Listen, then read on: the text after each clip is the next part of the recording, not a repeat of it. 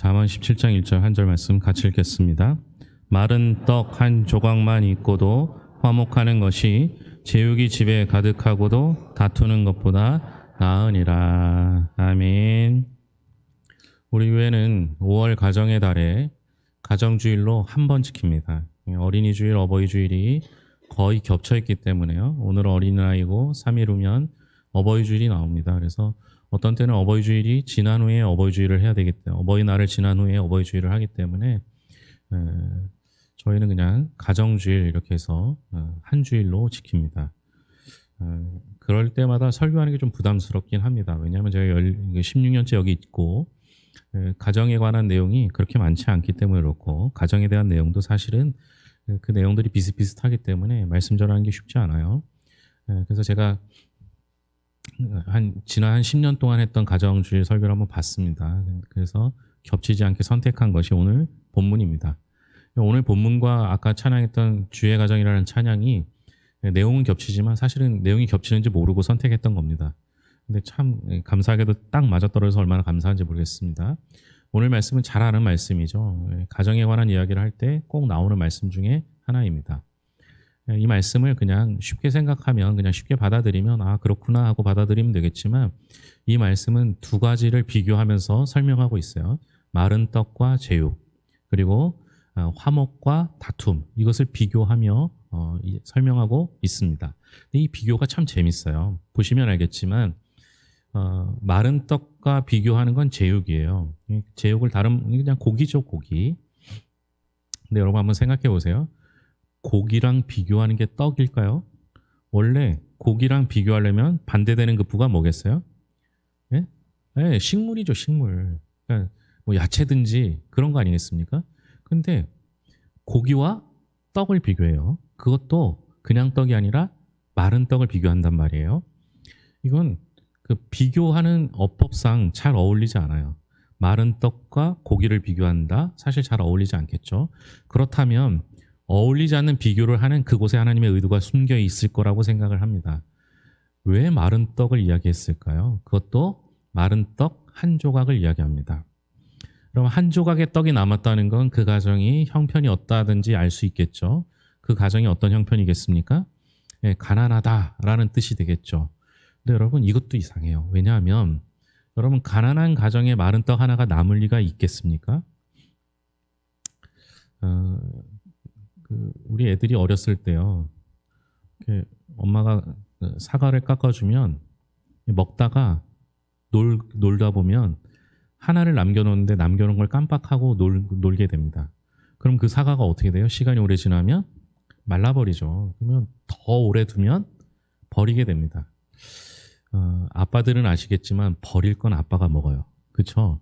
그래서 그 하나 남은 게 아까워서 먹었더니 나중에 한참 놀다가 생각하니까 뭐예요? 예? 한참 놀다가 생각하니까 하나가 남은 게 기억이 나는 거예요. 그래서 그걸 먹으려고 왔더니 아빠가 먹어버린 거예요. 제가 얼마나 큰 오해를 받았는지 아빠가 다 먹었대요. 그 버릴 거 하나 먹었는데 다 먹었다는 거예요. 근데 여러분 이런 생각들이 있다면 여러분 집에 오늘 돌아가셔서 마른 떡 하나가 있는지 한번 살펴보세요. 어떻습니까? 대부분 다 있을 거예요. 지난주에도 우리가 떡을 나눠줬으니까 그 떡 남아있는 사람도 있을 거예요. 그렇죠? 마른 떡이 남았다는 것은요. 대부분 떡이 남을 수 있는 형편이다 이렇게 보는 게 맞아요. 무슨 말이냐면요. 먹을 게 남아서 남겨둔 거예요. 깜빡한 거죠. 그래서 말라진 거죠. 가난한 사람들은요. 그날 먹을 걸 그날 합니다. 그리고 그날 다 소비합니다. 그러니 남는다는 것도 이상하고 그 남은 게 마른 떡이 될 때까지 남았다는 것도 이상하다는 거예요. 마른 떡이 남았다는 건 시간이 오래 지났다라는 것을 둡니다. 떡 하나 놔두고 오래 지나서 마른 떡이 된 거예요. 그것도 가난하여 떡을 먹을 수 없는 그 형편에 마른 떡이 남았다는 것 자체가 특이한 거죠. 지금 저를 특이한 눈으로 보시는 분들이 계신데요. 여러분 그렇지 않아요? 가난한 사람들이 남겨둘 떡이 어디 있어요? 그날 다 먹어야죠. 그런데 희한하게 한 조각만 딱 남았어요. 너무 오래 남겨두어서 말라버렸어요. 이유가 뭘까요? 우리가 이렇게 상상해 볼 수 있습니다. 한 가정에 한 떡이 남았어요. 근데 그 떡이 오래돼서 말라버렸다는 것은 아마 이런 경우가 있었을까 싶습니다. 떡 하나 남았어요. 그럼 아빠가 뭐라고 하겠어요? 예? 내가 나가서 돈 벌어와야 하면 이걸 먹고 힘을 내서 가서 돈 벌어야 될 거 아니냐. 그러니 내가 먹겠다. 이런 말을 하면 예, 아빠가 다 먹어버린 게 됩니다. 아까처럼. 그죠? 그런데 아빠가 생각하기에 이 어려운 가정 형편에 아내가 잘 살림을 해서 그래서 겨우 이만큼 사는 것도 당신 덕이야 라고 생각하면서 아내에게 당신이 먹어 이렇게 하면 얼마나 아름다워지겠습니까? 그렇죠? 예? 양보할 마음이 전혀 없으신 거죠? 예? 아니 그럼 얼마나 아름답겠어요?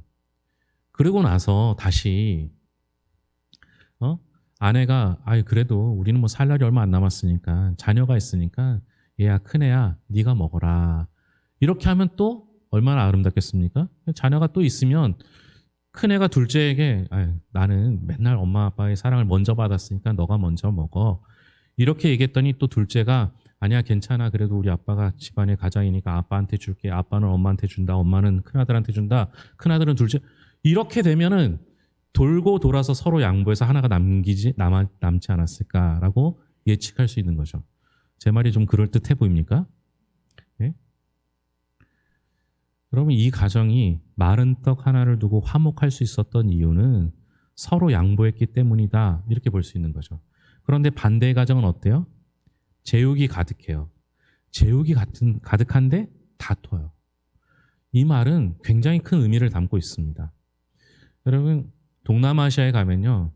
날씨가 더운데도 불구하고 냉장, 냉동 시설이 잘 안 돼 있는 데가 많아요. 그래서 길거리에다가 고기 덩어리 이렇게 걸어서 판매합니다. 날이 더우니까 막 파리가 꼬이기도 해요. 그래서 저걸 어떻게 먹나 싶었더니 선교사님이 뭐라고 얘기하냐. 이게 한국에서 먹는 것보다 맛있습니다. 이렇게 얘기해요. 왜 그럴까요? 그럼 그 나라는요. 냉동시설이 잘 안 돼 있으니까 그렇게 걸어서 진열해 둔 건요. 그날 잡은 거예요. 그날 잡은 걸 그날 팔아야 되고 그날 팔 수 있는 만큼만 잡기 때문에 그 고기가 신선하기 때문에 훨씬 더 맛있고 그날 다 팔아야 하기 때문에 저렴하다라는 얘기를 들었어요. 여러분 이 몇천 년, 2000년 전 시대에 그때 냉장고나 냉동고가 있을 리가 없잖아요. 그러면 제육이 가득하다는 건 고기가 많다는 건 그날 잡은 고기가 많다는 얘기죠. 그렇죠? 그러면 왜 그날 고기를 많이 잡았을까? 이건 사실은 잔치자리예요. 그러나 이 시대에 이 당시 배경에는요. 고기를 돈이 있다고 살 수 있는 시대가 아니에요. 고기는 전부 제사와 관련돼 있습니다. 이건 뭐 이방인들도 마찬가지고요. 그 유대인들도 마찬가지인데 고기를 짐승을 잡아서 고기를 만든다는 건 예배와 관련돼 있어요. 근데 예배는 구약 성경의 레위기에서 보면 5가지 기본 제사가 있거든요. 번제, 소제, 화목제, 속건제, 속제제 이렇게 갖고 5가지 제사가 있어요. 그 중에서 가장 기본되는 제사가 번제입니다. 번제는 모든 것들을 태워서 향기로운 예물을 드린다고 해요. 그러니까 그 태우는 그 향기를 하나님께 올려드리는 거죠. 그래서 번제는 남는 게 없어요. 그런데 많은 고기가 남았다. 그럼 우리가 유추해 볼 수 있는 게 뭐예요? 화목제 하나입니다. 화목제는 드린 제사의 일부를 남겨두고 일부를 하나님께 드리고 나머지는 나눠 먹게 돼 있어요. 이게 화목제예요. 그래서 고기가 많이 남았다는 것은 화목제물을 뜻한다라고 볼 수 있어요. 여러분 이게 화목제물이 되는지 아십니까? 제가 예전에 성경 공부 가르칠 때 화목제물을 설명해 드린 적이 있는데요. 화목제물 한번 간단하게 설명드리면 이래요. 여러분 소를 한 마리 잡으면 몇 근 정도 나올까요? 소 한 마리 잡으면 300근 정도 나온답니다. 300근을 하나님한테 일부를 드리고 대다수 300근을 나눠 먹어야 돼요. 그럼 300근 나눠 먹기 쉬울까요? 어려울까요? 예? 동네 다 나눠줘도 쉽지 않아요. 그러면 그 동네에 한 명도 빠짐없이 나눠줘야지 다 나눠줄 수 있어요. 그런데 이거를 하루 지나서 남겨두면 어떤 일이 벌어져요? 남은 게 죄가 됩니다. 서원제 같은 경우 이틀을 남겨두면 죄가 돼요. 그러니까 하루나 이틀이 되지 않도록 다 나눠줘야 돼요. 그러다 보면 어떤 일이 벌어집니까? 여러분 마을에 다 좋아하는 사람만 있어요?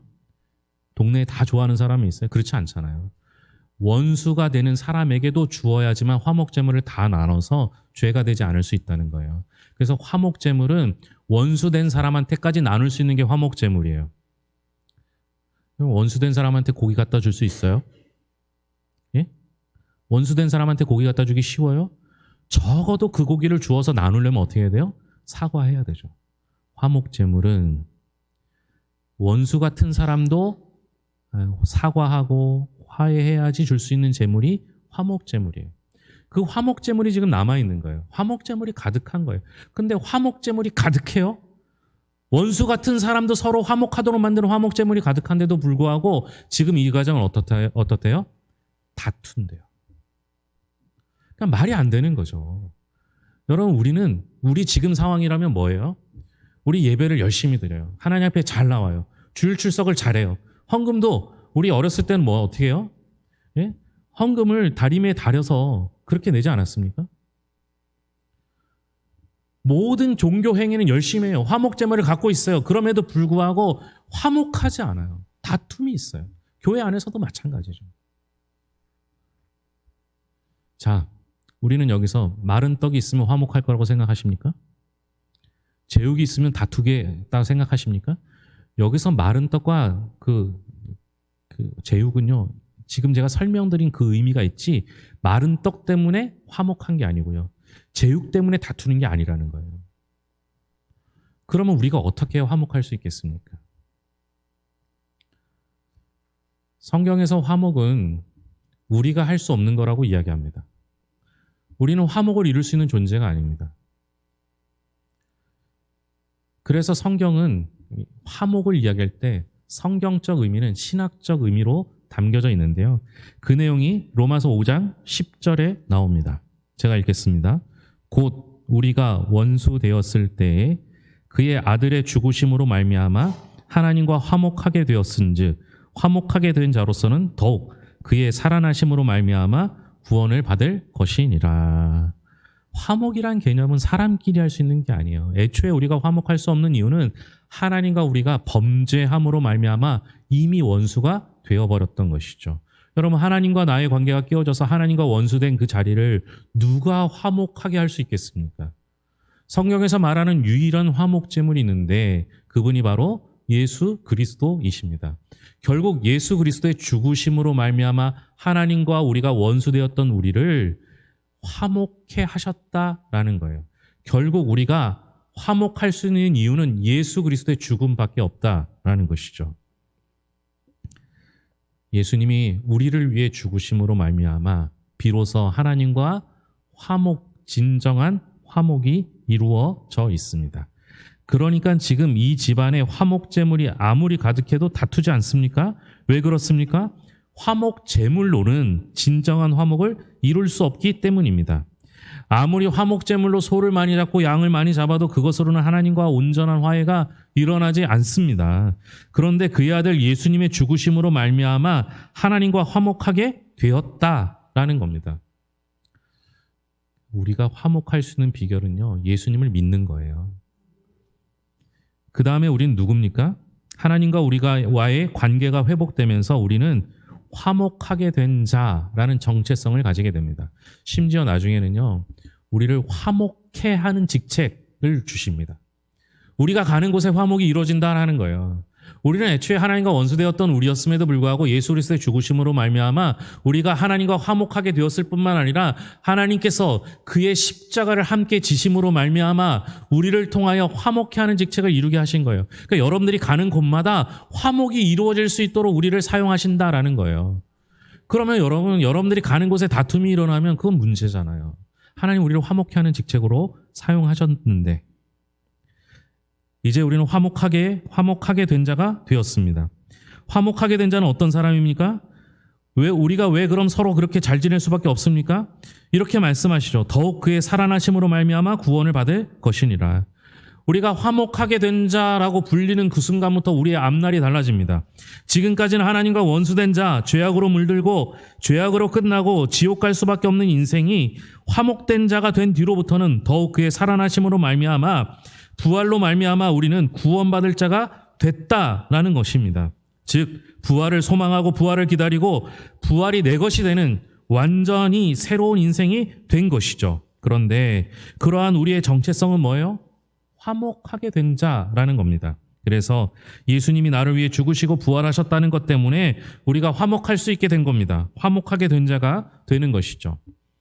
로마서 5장 11절은 이어서 말합니다. 그뿐 아니라 이제 우리로 화목하게 하신 우리 주 예수 그리스도로 말미암아 하나님 안에서 또한 즐거워하느니라. 화목이란 말은 이렇게 중요합니다.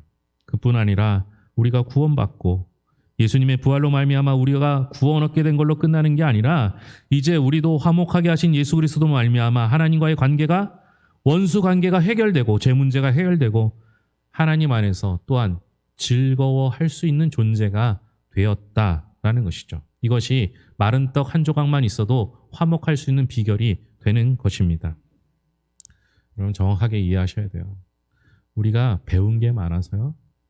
우리 가정은 교양이 있어서, 우리 가정은 가풍이 있어서, 우리 가족은 뼈대가 있어서 그래서 화목하게 되는 게 아니라는 거예요.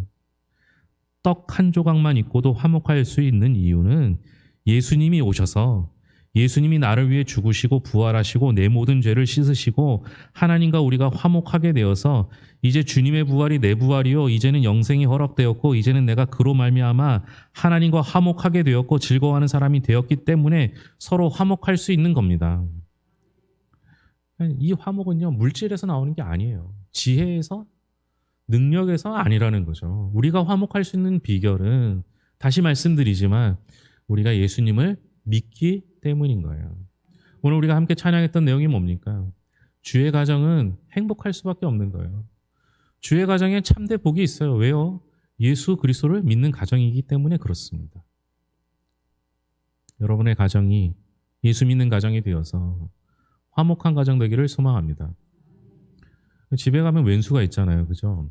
그 왼수 예수 믿었으면 좋겠는데. 우리 연로하신 부모님 빨리 예수 믿었으면 좋겠는데. 그 말 안 듣는 자녀들. 네? 어렸을 땐 그 말 잘 들어서 교회도 나오더니 이제는 좀 컸다고 말 정말 안 들어서 그죠? 더럽게라고 할 뻔했어요. 그죠?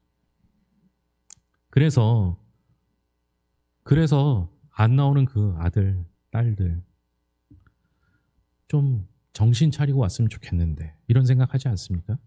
근데 여러분 하나님께서 우리에게 주신 직책이 화목하게 하는 직책이라는 거예요.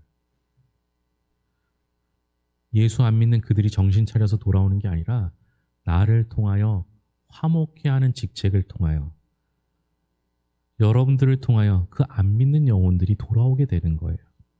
그 사람 신경 쓸 거 없어요. 배우자 집에 있는 왼수가 아니라 그 왼수도 화목케 하시는 하나님의 능력을 믿는다면 여러분들이 말씀 가운데 예수 그리스도를 온전히 믿으면 돌아온다는 거죠. 결국 뭐예요? 여러분들이 믿음이 씨앗이 되고 화목케 하는 직책을 가지고 여러분들을 통하여 여러분들의 가정에 화목이 이루어지기를 소망합니다. 똑같습니다. 교회도 마찬가지예요. 교회도 하나의 가정이에요. 이 교회가 하나의 가정이 된다는 건 우리 중에 누군가를 화목케 하는 직책으로 세우셔서 다툼이 사라지고 정말 아무것도 없어도 물 한 잔 떠놓고도 서로 기쁘고 즐거울 수 있는 교회가 되는 것. 그것이 하나님께서 우리에게 맡겨주신 사명이 되는 것이죠. 교회도 가정도 예수 그리스도로 온전히 영접함으로 말미암아 화목하고 다툼은 사라지고 날마다 기쁘고 행복한 주의 가정, 주의 교회가 될 수 있기를 바랍니다. 기도하겠습니다. 하나님 아버지 감사합니다. 우리는 많이 가지면 행복할 줄 알았습니다. 자녀들이 좋은 대학 가면 행복할 줄 알았습니다. 좋은 집, 좋은 차, 명예가 있으면 행복할 줄 알았습니다. 그런데 오늘 말씀에 보면 마른 떡 한 조각이 있어도 행복할 수 있었고 고기가 아무리 많아도 화목제물이 아무리 많아도 다툼이 있는 가정이 있었습니다. 주님, 우리 가정에 친히 오셔서 주님이 주인 되어 주셔서 남편의 마음에, 아내의 마음에, 부모님과 자녀의 마음에 주님께서 주관하여 주셔서 행복한 가정, 화목한 가정이 될 수 있도록 인도하여 주시옵소서. 매년 5월이 되면 눈물로 믿지 않는 가정들을 위하여 가정원 구속원 중에 아직 믿지 않는 영혼들을 위하여 기도합니다. 언제 돌아올지 알 수 없으나 주님, 더 아프지 않도록, 더 힘들지 않도록 속히 돌아와 예배하는 가정, 믿음의 가정, 하나님께 축복받는 가정 되게 하여 주시옵소서. 주님께서 함께 하실 것을 믿으며 모든 것을 예수님의 이름으로 기도합니다. 아멘.